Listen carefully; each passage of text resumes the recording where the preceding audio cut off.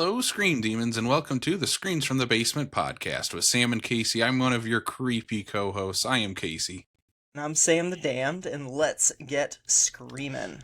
Screens from the Basement is thrilled and chilled to welcome an actor whose career spans heartfelt dramas, sharp comedies, and unforgettable genre work, Garret Dillahunt. You know him from fan-favorite characters such as John Doherty from Fear the Walking Dead and the endlessly lovable Bert Chance on Raising Hope, one of TV's most iconic sitcom dads. Now Garret is back with a brand new film, The Huntsman, and we're excited to dig into this latest project. His approach to complex characters and the journey that's taken him through horror, humor, and everything in between. Please welcome the incredibly talented Garret Dillahunt to the basement. Garret, welcome. Thanks for being on the show. Congrats on the movie, man. Thanks for having me. That's quite an intro. I feel like I should have got a haircut or something. It looked cooler. Don't worry, we're going to talk about your hair at some point during this. Yeah. That is a question we'll have for you. But the first question we have to start you off with, The Huntsman. How did you find this project? And then how did you not only find it, but also become a producer on it as well? Because you're acting and producing on this movie. I think it was a pretty typical thing. I think that they were looking for someone and they were interested and they contact your agent. That's a perk of being around for a while, is work just kind of falls in your lap sometimes. And they called and said, would you like to meet this director and talk about this project? And I read it and I was like, yeah, this is fun and I don't have anything to do. So we Zoomed. You know how it is today as we talk to each other via these cameras. I miss real people, but this is how it's done now. And we talked and, he popped up on my screen, and behind him on the wall, I guess kind of like I have a Deadwood up, he had No Country for Old Men on his wall. So I was like, we like similar movies, and he likes almost all the same movies I do. Jesse James and Badlands, stuff like that. And we just hit it off, and, it's a very small budgeted movie. It's Kyle, who I thought might be here today, Kyle Kawika Harris is his name. He's just real big in the community there, and loyal to that community. And I was sort of surprised to find in Oklahoma this sort of thriving, vibrant film community, and they all sort of pitch in on each other's projects, and it turned out to be a pretty fun experience. That's awesome. That's so cool. This character of Lincoln, it's such a complex character. You're accused of being a serial killer. You spend most of the first act in a coma, and then you're in a wheelchair for a lot of this movie. Like, this is an ambiguous character too. Like, what did you look at for inspiration to get into this character and approach it?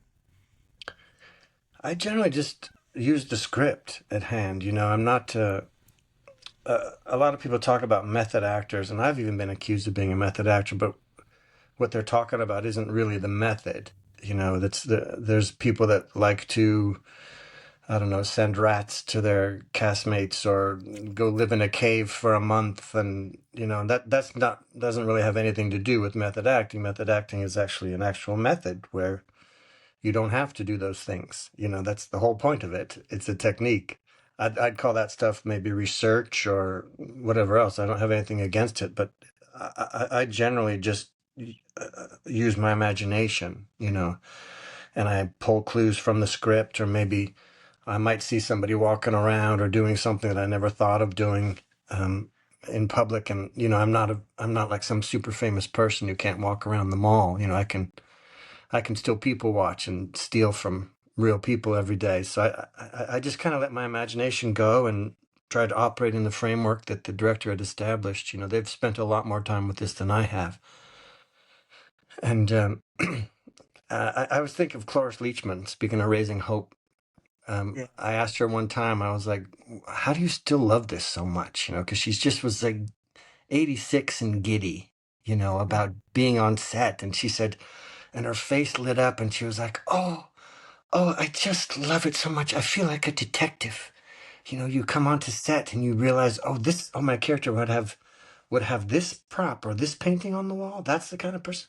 Oh, and now I know something about them, or some other little clue from the script and she just loved that sort of detective work of finding out who the character is based on what's revealed in the script. And I guess I kind of do the same thing. You know, you just read it and read it and read it, and then you let inspiration take over on the day.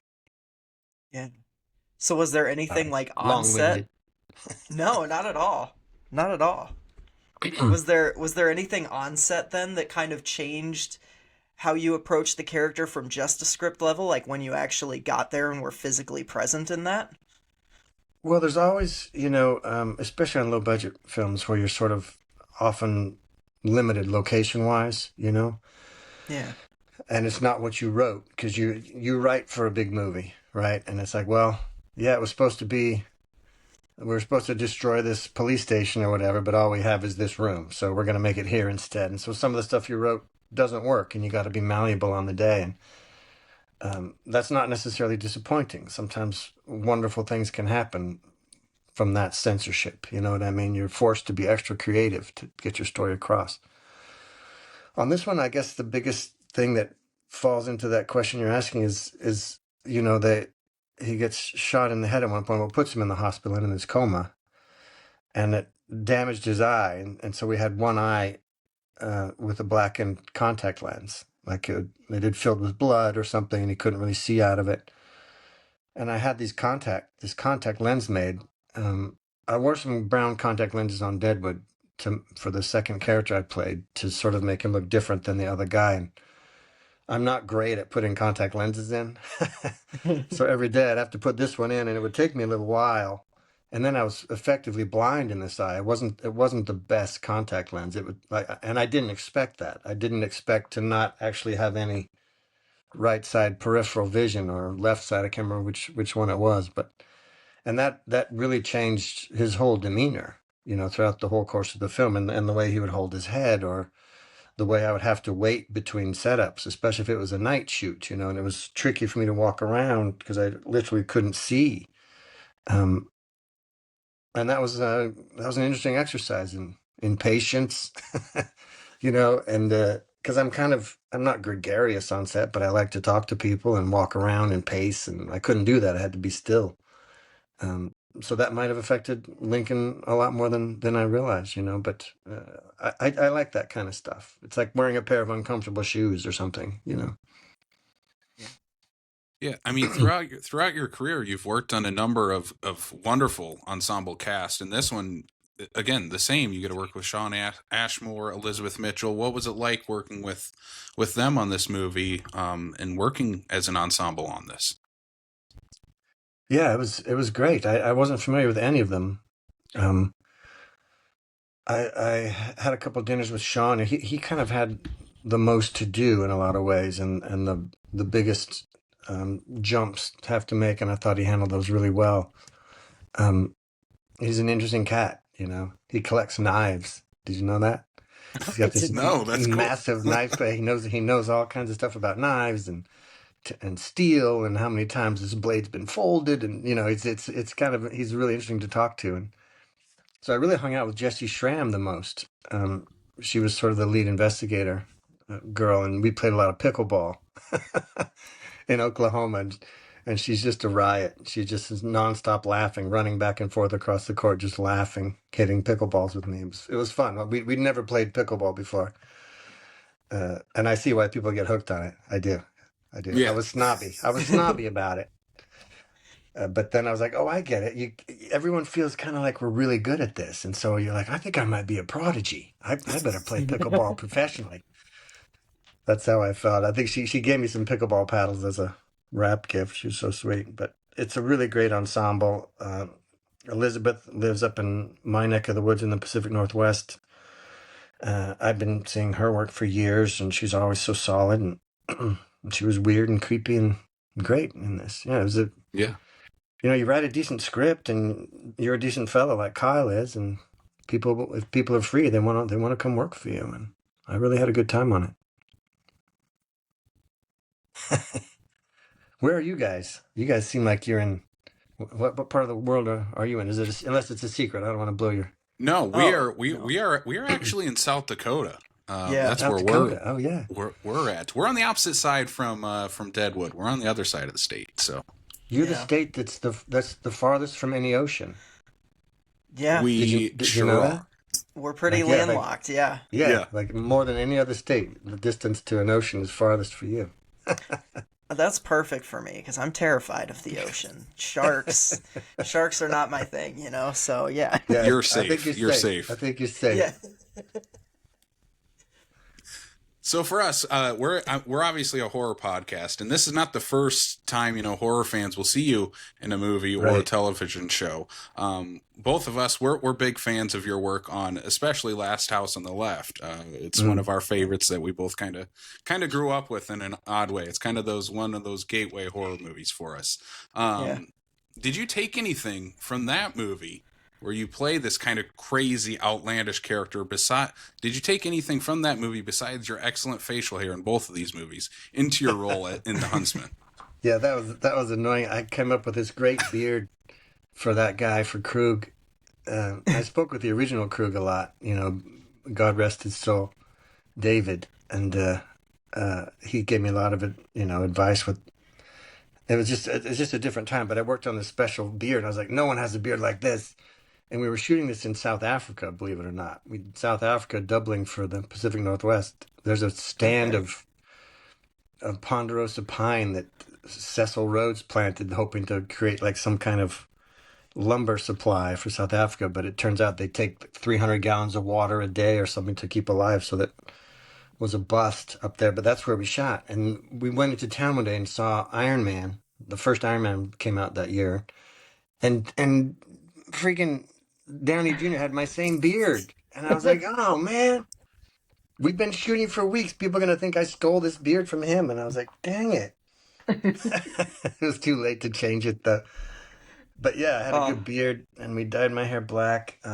They're very different. So I didn't really think about Last House much. I guess the only thing they have in common are that they're kind of like there's nothing supernatural about either story. Even Last House is really more of a home invasion movie. Like what would you do? Yeah, But real people in real situations. yeah, kind of, and it's interesting how in the original movie, sorry to digress, the original movie was so shocking to people. It was very much a response to, I guess, the Vietnam War, which I didn't realize. They found nothing heroic in the parents taking justice into their own hands. Like that was a tragic turn of events. The line between the killer and the family was blurred and non-existent, and that was kind of the point of the thing. Was like and then it was wild to see the difference even in 2009 when ours came out. People are just like, yeah, it's like kill them. Like that's what we wanted. It's really interesting to see how the audience has changed um, over time. But I don't know what the audience for this will be, but um, I like stories that are kind of grounded in reality. Yeah. Even if it's a little exploded. That's why that microwave scene was such a pain in the ass to us all. It was like a remnant from this earlier script, and we're like, but we made a better movie now, and it was like literally the last thing we shot, and we're like, he could torture me in so many ways. Like, why are we? You know, Yeah. microwaves don't work like this. Everyone knows this. Don't ruin our movie. But I think the rest of the movie's good enough that people overlook that weird sort of ending. it's a crazy final shot for what comes before it. Like, but I don't know. It worked for me. I don't know. That movie specifically like traumatized Yeah. me in high school. Like, I'm so sorry. Yeah. it It's was it's weird. And I not get I saying you get. deserved it, but you kind of deserved it in that Oh movie. yeah, So, definitely. We learned a lot from that movie. We really tried to make that awful scene as like if it's going to be in there, it has to be awful. But hmm we learned that you can't make it awful enough in today's world. There's people that will enjoy those scenes or be inspired by those scenes, and I don't know. Maybe Yeah. we should have left it out or inferred it or something. But it is, I see a lot of people at conventions who come up and you can kind of spot like, okay, this is a Terminator fan coming, or here's a Deadwood fan. Oh, yeah. this is definitely a Last House on the Left fan. I get a lot of goth girls who come up to me who are big fans and want to go for walks in the woods. And I'm just like, I'm so sorry. I'm sorry I ruined your sex life. Please disregard that movie. We will not be taking a walk in the woods, Oh my gosh, yeah. No So kidding. sorry. So sorry, Sam, that I traumatized you. Oh no, I mean that's why now I have a horror podcast, Mm, because I was traumatized by movies as a kid. And now it's mm-mm. like, yeah, I just got to keep, I don't know, keep traumatizing myself, I guess. Well, it was fun to go to movies and, like I was thinking the other day, sometimes I'd come out of a movie, I suppose, especially as a younger guy, and you forgot that you'd come in the daytime because you come outside and you're surprised it's dark, because you were so taken Yeah. by this movie that you forgot where you parked or that it was light outside when and it's been a while since I've done that. It's been a while since I've walked out of a movie and felt that way. Do you remember the last time you've been completely transported by one? Give me a rec. Oh You have one? gosh. I don't know. I really liked The Monkey from last year. I thought it was a Mm. whip smart dark comedy. Is it That's maybe the he's a musician, right? No. no. What am I So thinking of? it's like it's about, I don't know, musician. There's one with, so the monkey is the one with like twin brothers, and there's a toy monkey that their dad leaves them. But if you Oh, wind up the monkey, it kills people in weird ways, and you holy can't shit. know who. And it's like a dark comedy, and it's kind of just this rumination on death and grief that I don't know. I like Hmm. movies with kind of a messed up sense of humor, so Yeah, I do too. Yeah. yeah. So that's my recommendation. I don't know. All right. I'll check out the monkey. Yeah. That's yeah. Casey and I went and Okay. saw that together. We had someone barfing their popcorn like 2 seats down from us. It was great. Oh my God. Because of the movie, or they were just Because of the Yeah, like, movie, yeah. because of the oh my movie. God. Yeah, it Well, was I'm nuts. glad you went to the actual theater, though. That's good Yeah. to hear. Yeah, I'm not going to get that at home. No one's barfing in popcorn buckets in my house. I'm only going to No. get that in the movie theater. Yeah, I was going to say that's probably the last great like in movie theater experience because the movie was so fun and we had a Mm, incredible Yeah. moment with another audience member. So that would probably be my pick right. too. Yeah. Oh, Yeah. It was that's it was wild. So amazing.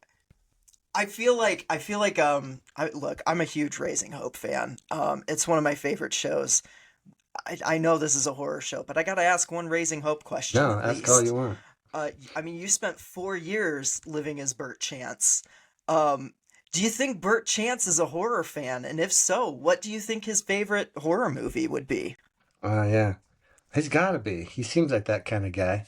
I thought so, He yeah. likes to have fun. I'm that Halloween episode when I'd scare my own child just to get hugs. Yes. You know, I think he's classic. He probably likes, he likes looking at Jamie Lee Curtis. So he's Yeah. he's probably into those movies. He's probably into those kind of like slashery things because it'll get him hugs from his date, hugs from young Virginia. Yeah. That seems like it to me. No, I love that Yeah. show. That was very, that shows why I produced Sprung. It's the same people. Yeah. We coming out of COVID and we wanted to do something. I wasn't having fun on a show I was on, so I got out of it and I called Greg and I was like, let's do something. I've never worked with someone before that was, we just share the same humor and we finish each other's sentences. And, I'm kind of a shy person and, I'm not the most socially skilled, as I'm sure you can tell from this interview. So it's great when you meet people that are, you know, you're just comfortable with. You just they're on your wavelength, and we're just batting ideas around, and we got the same sense of humor, and we just had such a ball reuniting with so many people because the crew love him too, and so he always travels with the same crew, and we shot this 10 episode story in Pittsburgh, with a lot of our old friends. Martha's also in it, Martha Plimpton, Yeah. and so Raising Hope was very important to me in my career, and he's kind of like the comedic David Milch for me, the guy that did Deadwood, also sort of gave me a career. If I didn't have that job, I probably wouldn't be talking to you guys. Yeah. Um, so yeah, I loved Raising Hope, and it means a lot to me that you guys liked it. I think it's a little gem, Yeah. It and is. it's exactly the kind of thing I liked. It's my tastes aren't super mainstream. Apparently, I didn't know that until You know, my box office totals aren't as big as, Scarlett Johansson's or something, but I like what I like and I can't help it, and I like a little smaller story, maybe a little more detailed, um and people like you are people that like the kind of things I like, so it's I'm happy to answer questions about Raising Hope Oh, at yeah. with way too much words. No, not at all. I love it. I love that. Yeah, it's just it's one of those shows that I have to anytime I'm talking sitcoms with people, it gets brought up inevitably. Mm. I'm like, "Have you seen Raising Hope?" And if they say no, I'm like, "You need to watch it." Yeah, it's been formative. The girls are like 16 years old now, the twins who played Yeah, the that's Hopes, that's and crazy. they're like knockouts and like incredible athletes. One of them's shopping for colleges on softball scholarships now. They're amazing. They're just so cool, and they don't remember us, Yeah. Right. Um, just they watch it now and they're just like, oh my, that was so weird, but it's so fun to see them growing up, and it was like that. It's like that. It's crazy. That's so cool. Another show you mentioned earlier that you have a long running history with is Deadwood. And obviously, we mentioned earlier that we're from South Dakota, and obviously, we're known Mm. as the Mount Rushmore state here. So I got to ask, Yeah. you're a big student of the game when it comes to acting. Do you have a personal Mount Rushmore of actors that you look up to that you would put on Garrett's Mount Rushmore of four actors that you'd put up there? Yeah, I mean, favorite questions are hard, but because I feel like it's always changing. Like, what's your favorite Yeah. movie? And I'm like, today, this week, it's this one. Yep. But like Badlands, say, is always on my list. Like Terrence Malick movie Badlands with Sissy Spacek, and I mean, that's always on my list of favorite movies. So I'll play this game. I remember being just starting out, just when I first discovered acting, my last year of college. I was an incredibly shy. It was a very bizarre thing that I was going to do this. My parents were like, "What? You?" I thought I was going to be a reporter for a newspaper. That's what my degree is in, is journalism. But anyway, I ended up in this acting class, and I just loved it so much. I'd made this little collage on my wall, and I had Gary Oldman on there in a lot of his different roles, because I was really interested in not being myself. So in college, it was like him and Sean Penn and Daniel Day-Lewis, was in My Left Foot and those kind of movies at the time. I was just really drawn to people um, that just, you know, really became someone else. Duvall is big. Duvall's a little bit of a different bird because he never really strays far from himself, but somehow you believe him as these people in every single, like he's kind of always in a way the same, but oh no, on this one, of course, he's the consigliere to an Italian mobster, and this one, of course, he's a country singer, and then this one, of course, he's, I just love people like that, and that's what I thought we were supposed to do, was be, I lived for the possibility that I could do two different shows and people wouldn't know that I was the same guy. I thought that was the coolest. I don't know why I wanted to hide so much, but I did. Yeah. So I Love guess I that. guess Yeah. those four guys, you know, I'd Yeah, love to have, that is a tremendous Mount Rushmore. If there yeah, I was a mean, Mount Rushmore of actors, they would be Sigourney up there. Weaver could be up there. Oh There's a yeah. lot of women Oh, too. I'd love to have her career. She seems to be having a blast. yeah. Judy Dench. Just there's these insane. Uh, More recently, Tatiana Maslany. I always mess up her name, but um, I think she's She's in The marvelous. Monkey. She's the Oh lead yeah. Yeah. one of the she's the female lead of the Monkey. Yeah. Well, Yep. she's extraordinary, and Tremendous. she's kind of my spirit animal. I told her one time, and she was like, "What?"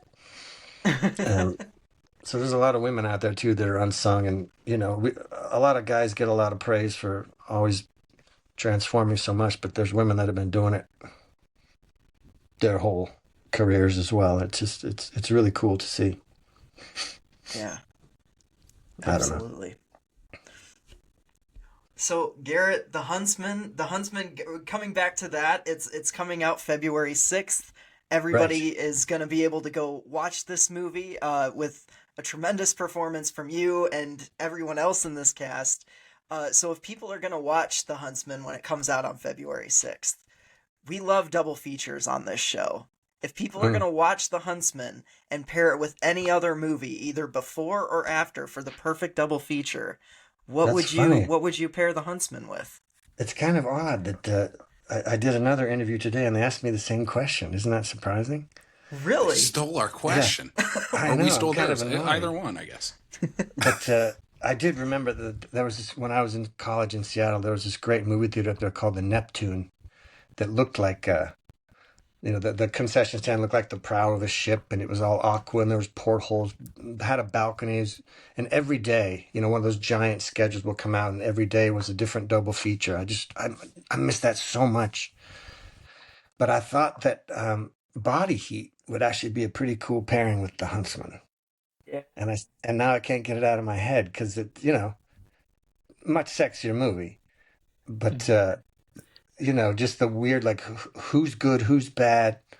Everybody's a suspect until they're not. The ending, where one of them's on a beach but doesn't seem happy. It kind of reminded me of that. So there's an oldie but a goodie for your Yeah. young hip crowd to unearth.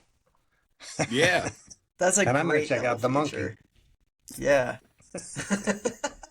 Yeah. That is a great double feature. So, yeah, that is Yeah. wonderful pick. Yeah. Well, I love Well, doing the Huntsman. I love working with indie directors like this.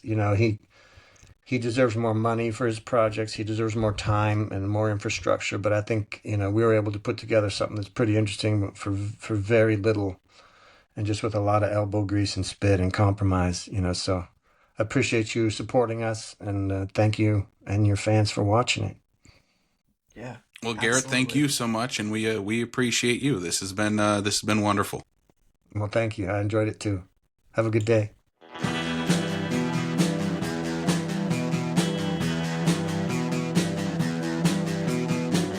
You're listening to the Prescribed Films Podcast Network, home to hundreds of hours of free podcast entertainment. The shows on this network all have a common goal: providing you with the best discussions about movies and other forms of entertainment media. The PFPN hopes to fill your earholes with audio joy. Visit our website with links to all the other amazing shows at www.thepfpn.com. Thanks for listening.